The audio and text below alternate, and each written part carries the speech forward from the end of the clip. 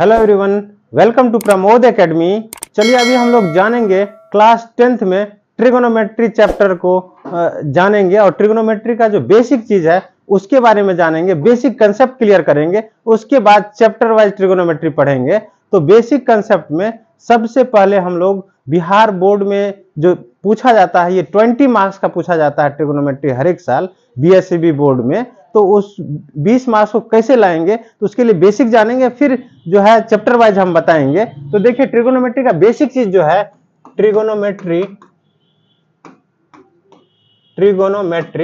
English में trigonometry कहा जाता है, जबकि हिंदी में त्रिकोणमिति कहा जाता है। तो ट्रिगोनोमेट्री जो है बेसिकली 3 वर्ड से बना हुआ है। एक है ट्राई, एक है गोनिया और एक है मेट्रोन। ये 3 ग्रीक वर्ड से ट्रिगोनोमेट्री बना हुआ है। तो पहला ग्रीक वर्ड ट्राई है, इसका मतलब होता है हिंदी में 3। गोनिया का मतलब होता है कोण और मेट्रोन का मतलब होता है मापन। तो इसका मतलब क्या हो गया, 3 कोण का मापन ही त्रिकोणमिति कहलाता है। तो 3 कोण किसमें होता है, 3 कोण त्रिभुज में होता है। 3 कोण किसमें होता है, तो त्रिभुज में होता है। और त्रिभुज का मापन ही क्या कहलाता है, त्रिकोणमिति कहलाता है। तो ये त्रिकोणमिति का डेफिनेशन हो गया। अब चलते हैं ट्रिगोनोमेट्री के अनुपात के बारे में जानते हैं, ट्रिगोनोमेट्रिकल रेशियो के बारे में जानते हैं कि ट्रिगोनोमेट्रिकल रेशियो क्या होता है।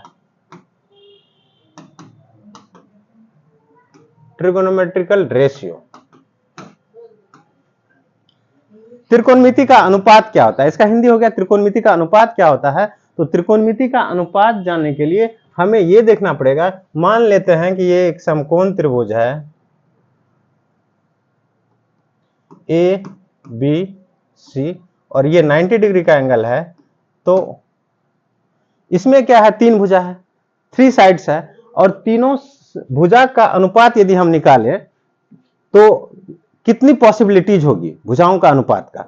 तो मान लेते हैं एक इतना बाय इतना एक रेशियो हो जाएगा। हो सकता है ये बाय ये एक रेशियो हो जाएगा, हो सकता है ये बाय ये एक रेशियो हो जाएगा। टोटल रेशियो का अनुपात कितना होगा तो देखते हैं, चलिए देखते हैं एक एक करके। पहला हो सकता है इसका अनुपात हो जाए कि ए बी बाय ए सी। पहला अनुपात क्या हो सकता है, ए बी बाय ए सी। दूसरा हो सकता है बी सी बाय ए सी। दूसरा अनुपात क्या हो सकता है, बी सी बाय ए सी। तीसरा अनुपात क्या हो सकता है, तीसरा अनुपात हो सकता है A B by B C. तीसरा ये भी हो सकता है A B by B C. चौथा अनुपात हो सकता है भुजाओं का, 2 भुजाओं का अनुपात। चौथा क्या हो सकता है, A C by A B. चौथा हो सकता है A C by A B.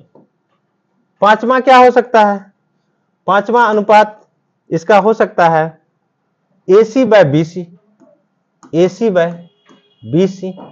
और छठा क्या हो सकता है, छठा हो सकता है कि B C by A B. छठा हो सकता है B C by A B. तो देखिए ये इस समकोण त्रिभुज में सभी तीनों भुजाओं का हम अनुपात निकाले, इसका पॉसिबिलिटीज मात्र 6 पॉसिबिलिटीज बन रहा है। तो ये 6 पॉसिबिलिटीज जो अनुपात का बन रहा है, इसका सभी अनुपात का कुछ ना कुछ त्रिकोणमिति में नाम दिया गया है। तो कुछ ना कुछ नाम दिया गया, जैसे इसका कुछ ना कुछ नाम है, इसका कुछ ना कुछ नाम है, इसका सबका एक नाम दिया गया है त्रिकोणमिति में। तो वो है उसको, इसका जो नाम दिया गया है यहाँ पे, इसको कहते हैं साइन थीटा। इसको क्या बोलते हैं, इसको बोलते हैं साइन थीटा। उसी प्रकार बीसी देखिए इसको हम एंगल मान रहे हैं, ये बीसी बाय क्या है, एसी ये है, ये इसका नाम दिया गया है कॉस थीटा। इसका क्या नाम दिया गया है, कॉस थीटा। उसी प्रकार A B by A C, A B ये है, ए सी ये है। तो A B by B C इसको दिया गया है, इसका नाम दिया गया है टेन थीटा, इस टेन थीटा दिया गया है। उसी प्रकार A C by A B, A C by A B, तो ये इसको दिया गया है cosec theta name, cosec name दे दिया गया। उसी प्रकार ए सी बाय बी सी है, ए सी बाय बी सी है, तो इसको दिया गया है सेक थीटा, इसका नाम दिया गया है सेक थीटा।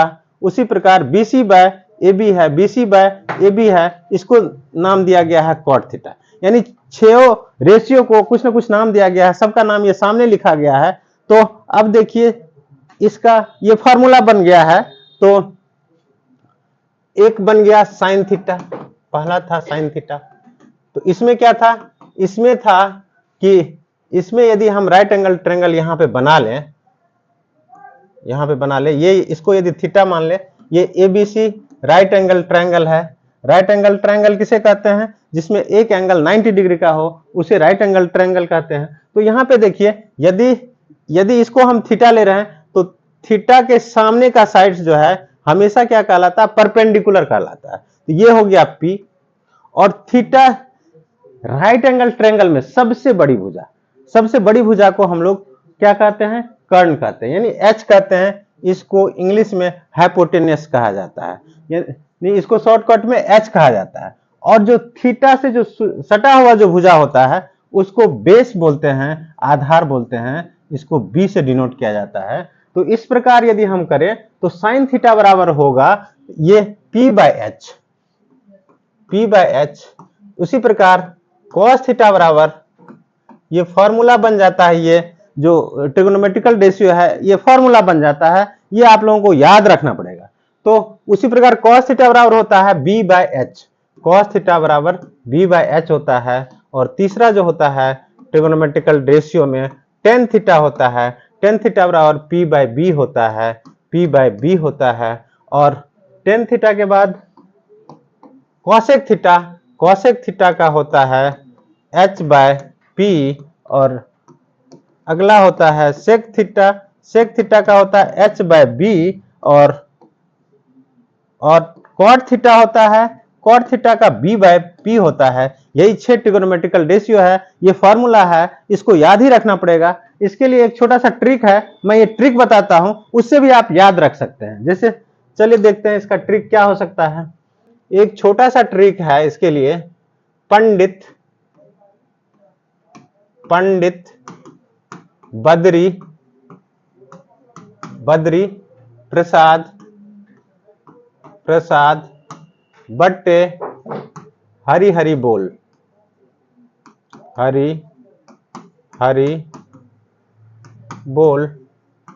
तो देखिए ये ट्रिक हो गया 6 ट्रिगोनोमेट्रिकल रेशियो का फॉर्मूला याद करने का। तो यहां पे देखिए पंडित बद्री प्रसाद बटे हरी हरी बोल। तो यहां पे देखिए सबका पहला लेटर ऊपर नीचे, पहला लेटर ले लीजिए, ये पहला लेटर ले लीजिए पी बाय एच। यहां पे देखिए पहला लेटर ऊपर नीचे ले लेंगे तो ये बी बाय एच हो गया। यहां पे पहला लेटर ले लेंगे तो पी बाय बी हो गया। तो ये हो गया साइन, ये साइन का फॉर्मूला हो गया। ये कॉस का फॉर्मूला, ऊपर से नीचे करेंगे पी बाय एच तो साइन का फॉर्मूला हो जाएगा, ऊपर से नीचे करेंगे तो बी बाय एच कॉस का फॉर्मूला हो जाएगा, ऊपर से नीचे करेंगे पी बाय बी तो ये टेन का फॉर्मूला हो जाएगा। सिमिलरली नीचे से ऊपर करेंगे तो एच बाय पी करेंगे तो साइन का उल्टा वो फॉर्मूला हो जाएगा। तो साइन का उल्टा जो होता है कॉसेक होता है। सिमिलरली एच बाय बी करेंगे तो कॉस का उल्टा हो जाएगा और कॉस का उल्टा होता है सेक। सिमिलरली यहां पे उल्टा करेंगे, बी बाय पी करेंगे तो वो कॉट का फॉर्मूला हो जाएगा। इस ट्रिक से आप इस 6 ट्रिगोनोमेट्रिकल रेशियो को के फॉर्मूला को याद कर सकते हैं। अब हम इसमें देखते हैं, इससे आगे जब 6 फॉर्मूला याद हो गया तो एक आता है पाइथागोरस थ्योरम। पाइथागोरस साहब ने एक फॉर्मूला दिया था, पाइथागोरस